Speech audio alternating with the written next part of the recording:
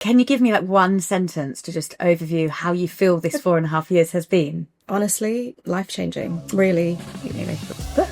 And she goes, but you still went to the gym? And I said, well, yeah, that's my non-negotiable. Regardless of how little I sleep, I will always go to the gym. This is about more than what you look like. It's more than your aesthetics. It's about your inner health physically, your hormonal health, your nutrition, your mindset, and your cognitive function throughout the day. Definitely.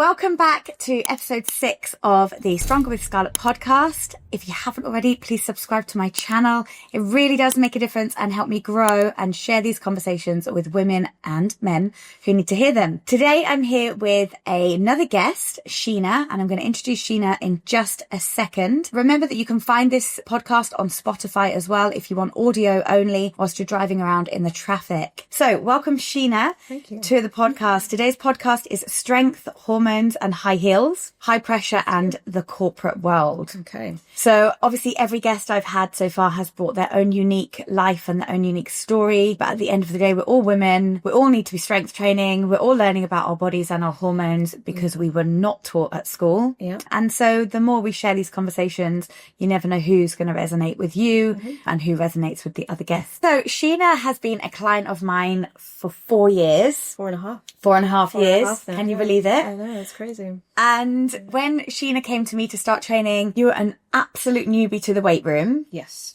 Yeah. Having exercised before with yoga.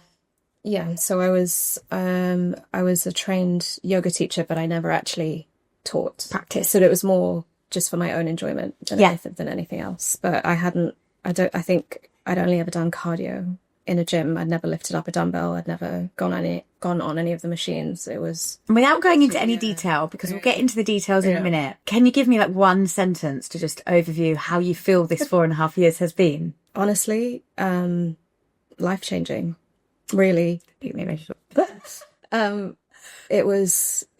been really good. And I think because I've been consistent, it's now become part of my routine. So I had a chat with a colleague this morning and I slept late last night and I woke up early this morning to go and see you. And I said, I didn't sleep much because I had my session with you in the morning. And she goes, but you still went to the gym. And I said, well, yeah, that's my non-negotiable. Regardless of how little I sleep, I will always go to the gym. I will always, it's very rare that I'll ever cancel a session. So yeah, it's my non-negotiable now. Amazing. Yeah. And I love that it's a non-negotiable and I love that it's part of the routine. Yeah.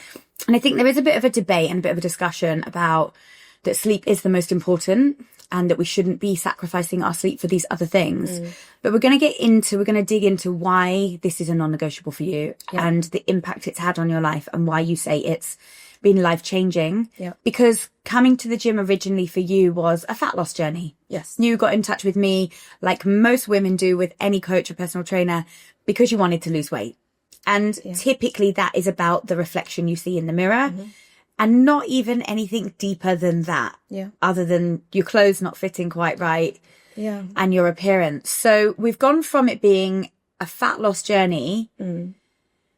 And as you started to discover the kind of training that I deliver and the nature of how the progress works, I mean, you did achieve the fat loss goal quite quickly. I did, yeah. Initially. Yeah. And then I want to dig into how, as the training developed, it helped you to get over some trauma, grief and loss in your life. So obviously it's very personal. Yeah. You take that as far as you want to take that. Sure. So yeah, initially it was a weight loss journey. But I think the story of how we met is actually quite funny because my brother has been training for a very long, he's been training since he was a teenager.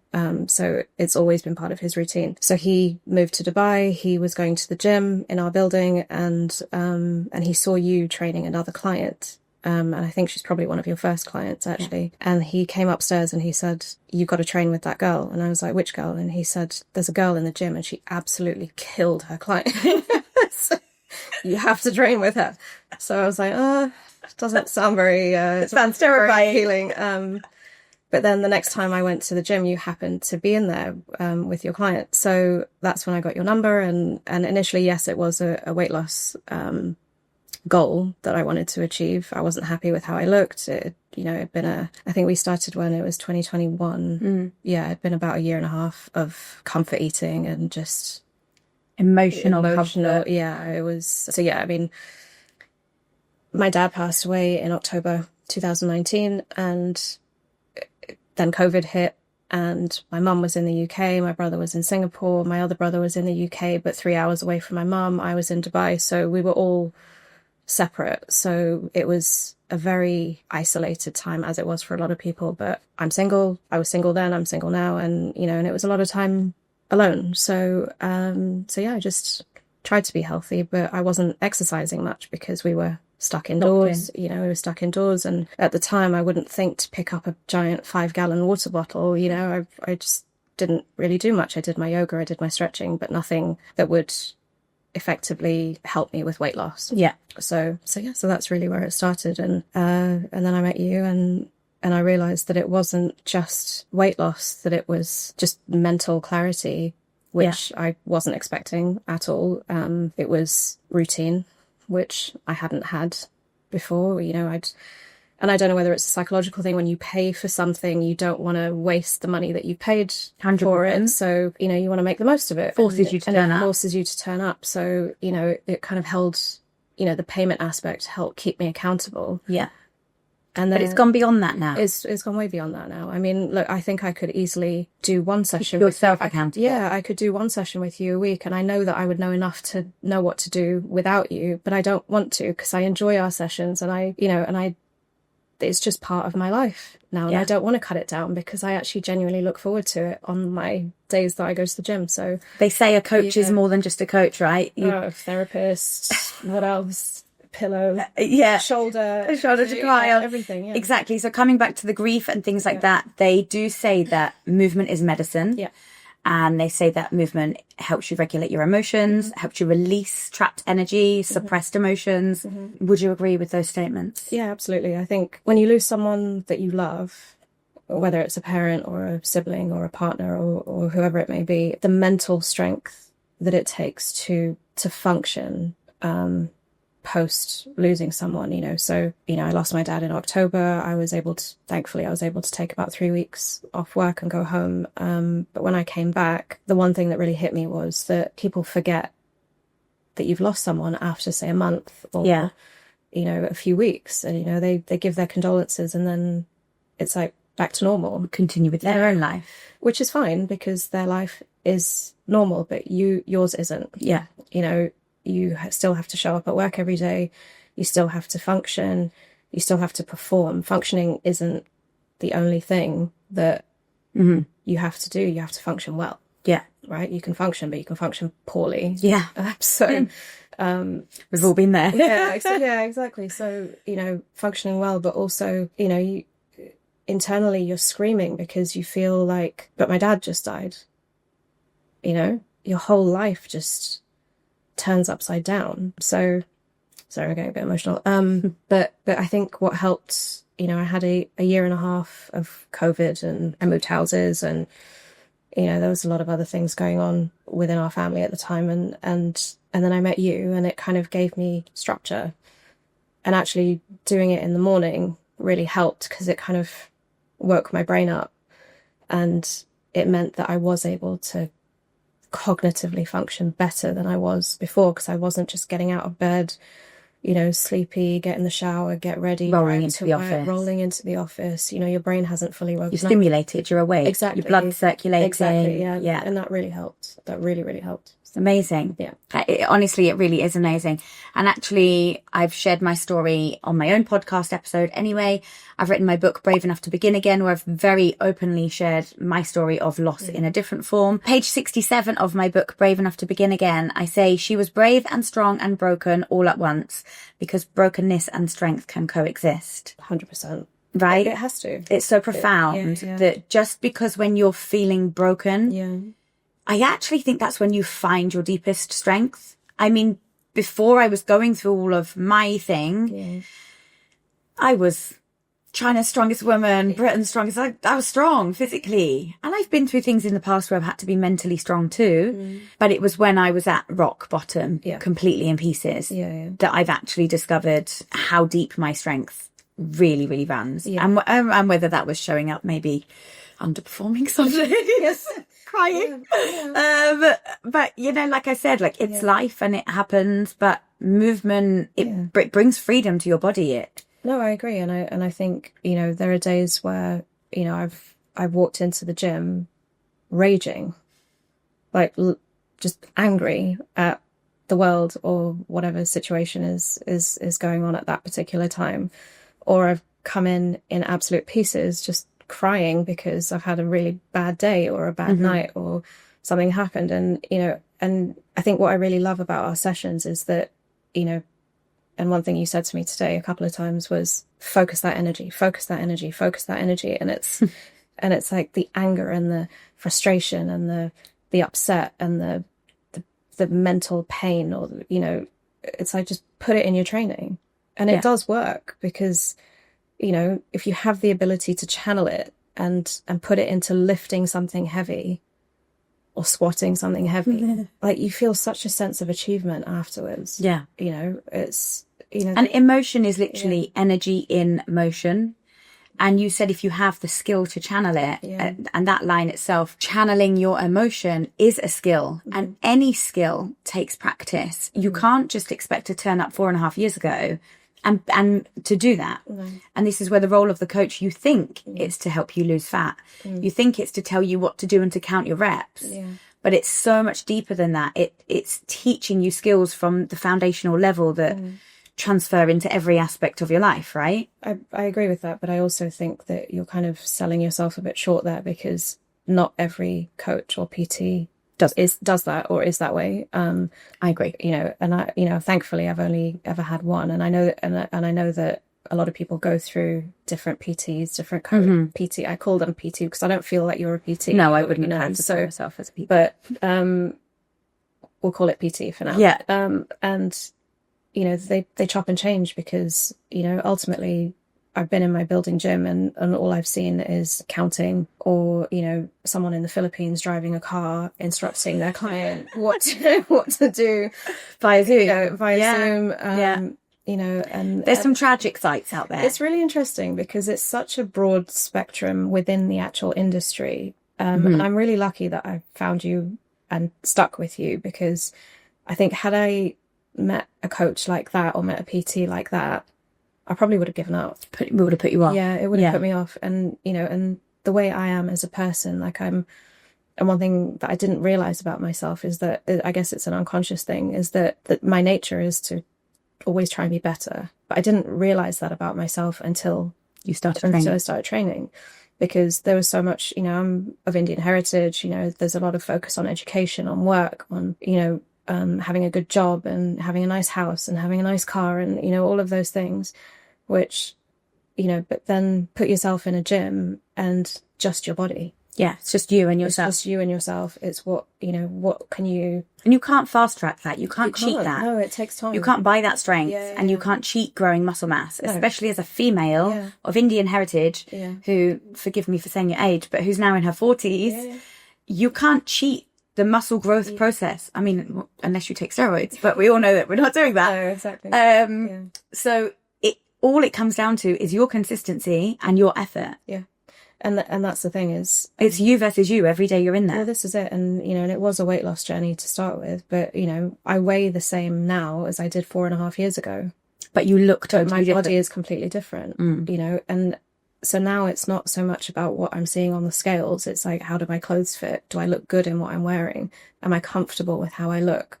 Are you fueled? Am I fueled? Am I eating the right things? Am I sleeping enough? Am I sort of nurturing the wellness side of me, because my job is so high pressure?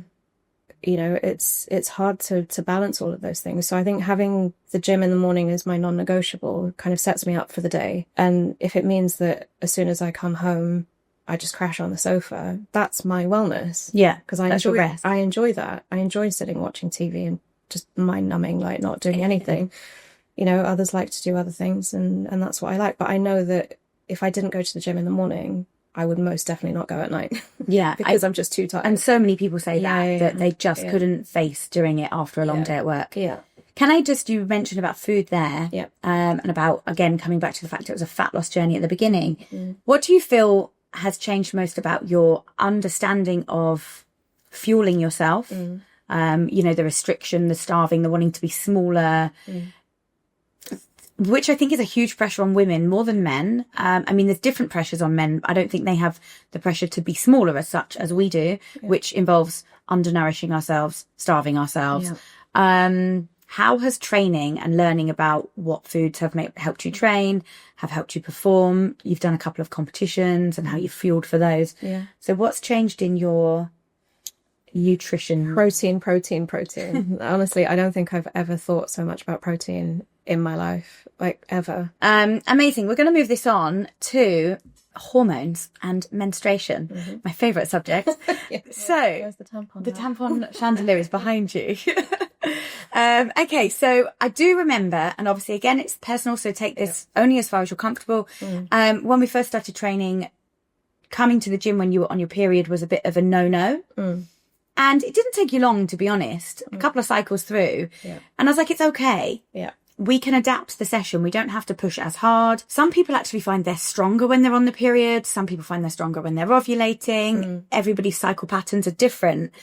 But what now do you feel like about training on your period, about the difference? Would you recommend it? Do you not like it? How have you adapted? Honestly, I don't care. Makes no difference. It doesn't make any difference. It's just because training is just such an embedded part of my routine. It doesn't matter whether I'm on my period or not. Yes, there are some months where I feel stronger when I'm on my period. There are other months where I feel weaker when I'm on my period, you know, and it varies depending on what we're doing that day. So if we're squatting, maybe I might find that a bit more uncomfortable, but if we're doing like overheads, then it's a bit different, right? So I think in the beginning, you know, and you know, all these old wives' tales that you shouldn't lift heavy things when you're on your period, and you know, it's not good for you. And I come back to that movement is medicine. And actually, it doesn't. It helps because you get the blood circulating. You know, the cramps are not as bad because you've got a lot more blood circulating in your body, and your heart's going. You're more nourished. I think because you eat pre-training, you're more hydrated through training. Exactly. So I feel like the training process has taught you to trust your body a little bit more. And also I think as you've got to know me, and you can come to me and say, not today, mate. And you understand that I'm knowledgeable and experienced enough to say, right, okay, let's just adapt it on the spot. We don't preempt the period and programming, right, on this week we're going to do a deload, and 3 weeks later on the next cycle we're going to do another deload. We just see how you are each month. We see where it lands in the week on your training split. Is it deadlift day, overhead day, squat day? And we adapt accordingly. And if you come in thinking I'm actually all right, and 20 minutes later think, I'm not all right, we adapt it on the spot. I mean, a lot of the time I think I come in before I start my period and say I'm due on. But then when I'm actually on my period, it's fine. It's the run up that actually is worse for me. So much like me. Exhausted the week before. Okay, that's really interesting. If you haven't already, please subscribe to the channel. I can't tell you enough how much it supports me and my growth, and sharing these conversations with other women who might be too shy, too scared to come to the gym, too nervous, whose brother might have said, that PT down there absolutely killed her client, you should go and be killed as well. And you're thinking, I don't want to be killed.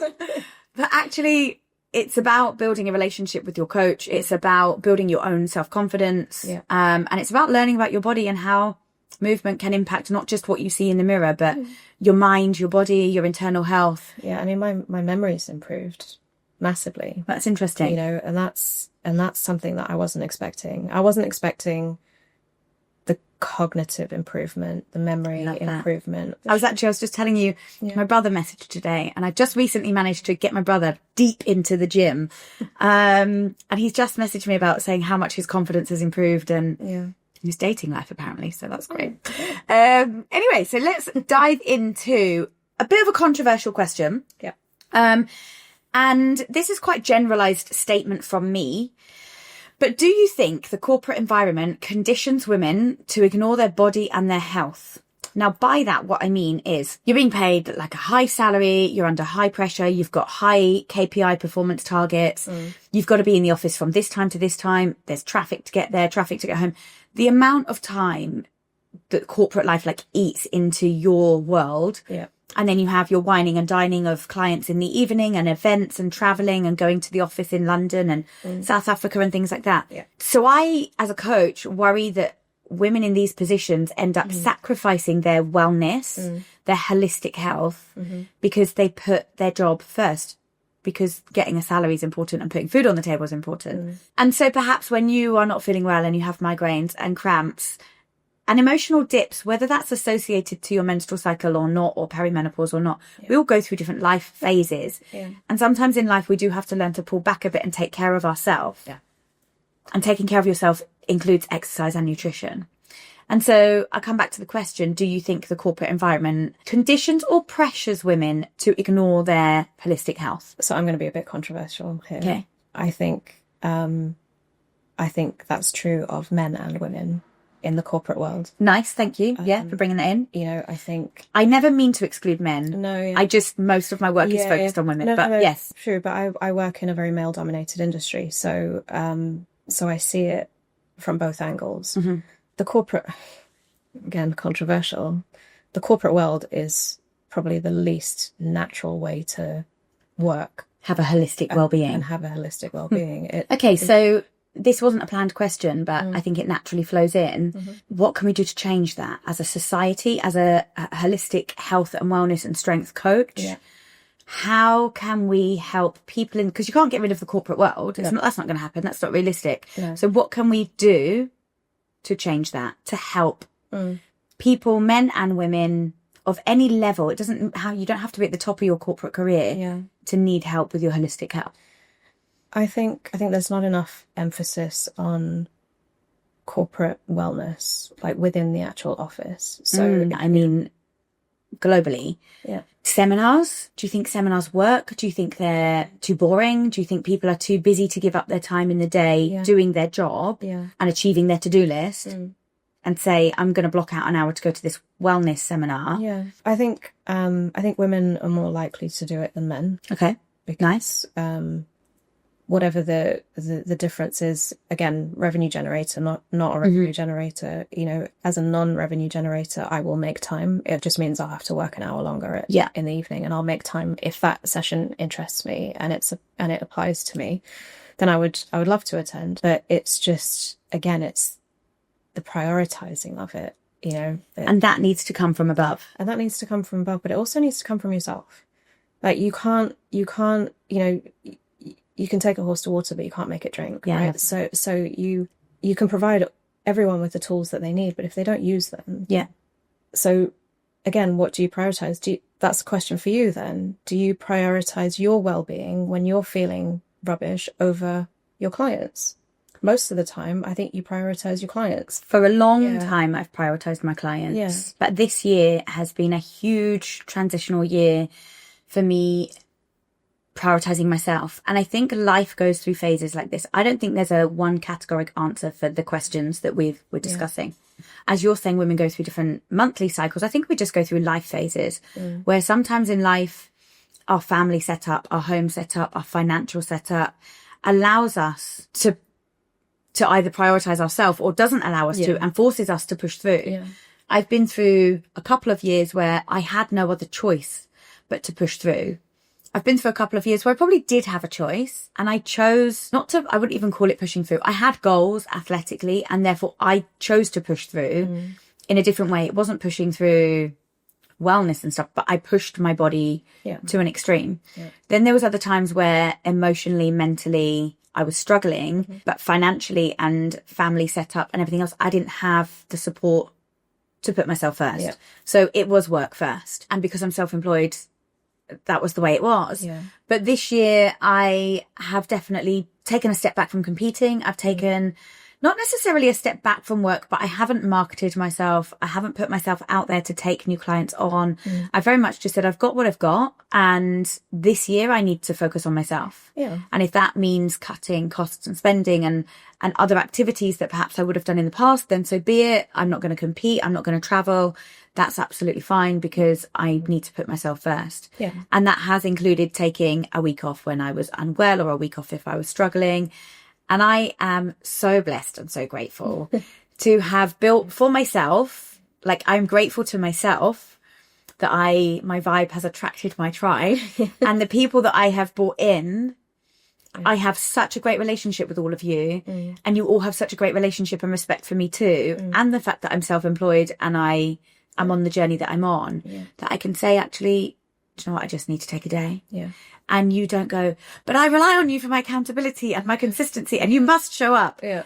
I don't make a habit of it because I understand that my job is to be there for you guys in the gym. So that's a really interesting thought process.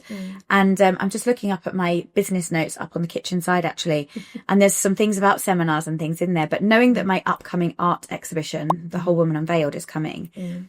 This is why I was kind of digging in about the seminar thing there.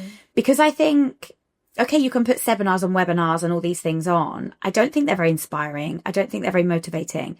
And you made a really good point that I said it should come from above and you said, no, it should come from within. And you hit the nail on the head. That was brilliant because it won't come from within and people won't want to do that if it's not inspiring, if it's not intriguing and it's not, I have one sentence up on the kitchen side that says, keep your presentation surprising. Because if people are busy in a corporate world and sat in front of a screen and your wellness seminar is to sit on your, excuse my French, but your ass for another hour in front of your screen for another hour, which these things are not healthy. No, it's not. To listen to a monotone, boring webinar, okay, the topic and the content would be useful.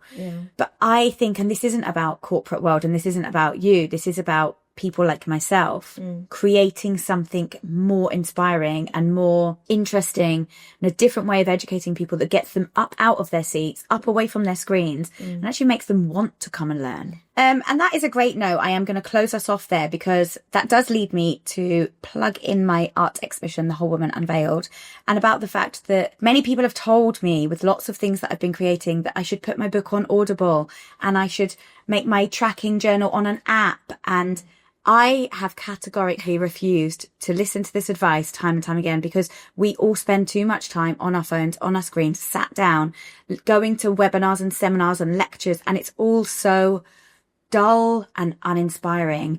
And no wonder we are minimizing screens and carrying on with emails and scrolling Instagram and doing all these other things. So I can't wait to bring my art exhibition to your office and get you up out of your seat and inspire you and freshen up your mind and get you up on your feet and educate you at the same time. No, I'd love that. And I would definitely reach out to the marketing team. Yeah, I think you should. So, amazing. So thank you for joining us today on this. And I really hope that people listening take a little bit of inspiration from Sheena's story because it's not always about my huge achievement in the athletic world. And I'm not calling you ordinary at all because nobody's ordinary, but normal people doing normal things. You have a busy life, you have your own responsibilities outside of work, and yet you still say you've got this non-negotiable that you will do 3 hours a week in the gym for yourself. And that is one thing that's really important to know is 3 hours a week is enough.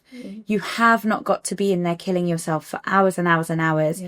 Unless you want to become a professional athlete, obviously, then that takes a different level of dedication. But to know that also this is about more than what you look like. It's more than your aesthetics. It's about your inner health physically, your hormonal health, your nutrition, your mindset, and your cognitive function throughout the day. Definitely. Thanks for sharing. I think you did. I really hope that this gets out there and inspires somebody to contact a coach, get in the gym and start strength training. And if you want any help with any of that, drop me a DM. And I'll be more than happy to help you. If you haven't, highly recommended. Thank you. If you haven't already, please subscribe to the channel, like the video. If you're still watching at this point in time, you definitely got to give us a like and share it with a friend. You can copy the link, send the video in WhatsApp, send it over any form of communication and spread this conversation. Down in the description below is a link to my website and a link to order my book on Amazon, Brave Enough to Begin Again. And we'll catch you in the next one when we speak to somebody else with another inspiring story. Amazing. Thank you.